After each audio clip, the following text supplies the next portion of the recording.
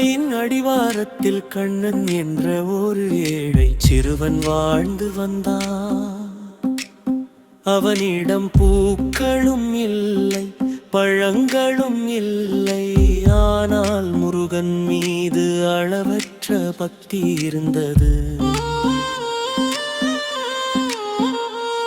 ஒவ்வொரு நாளும் அவன் ஒரு கல்லின் மேல் நின்று கைகளை கூப்பி சொல்வான், முருகா, உனக்கு தரப்பூ எதுவும் இல்லை, தரப்பழம் எதுவும் இல்லை. என் மனசை மட்டும் உனக்கு தருவேன். உனக்கு தரப்பூ எதுவும் இல்லை, தரப்பழம் எதுவும் இல்லை. என் மனசை மட்டும் உனக்கு தருவேன். ஒரு நாள் கனமழை பெய்தது. மலைப்பாதை வழுக்கி கண்ணன் கீழே விழுந்தான். வலி தாங்க முடியாமல் அழுதான். அப்போது கண்டம் ஏந்திய ஒரு இளம் சன்னியாசி வந்து அவனை மெதுவாக தூக்கினான். மழையிலும் ஏன் இங்கு வர்றே என்று கேட்டான். கண்ணன் சொன்னான், முருகன் என்னை ஒரு நாளும் மறக்கல.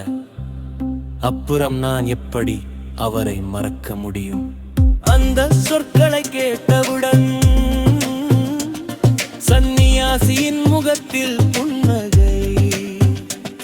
அந்த இடம் முழுவதும் ஒளி. அவர்தான்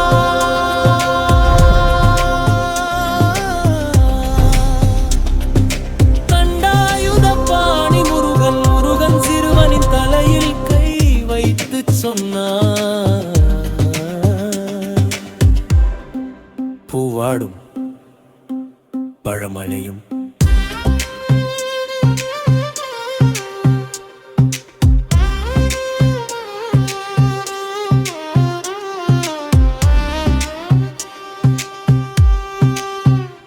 ஆனால் உண்மையான பக்தி எப்போதும் அழியாது.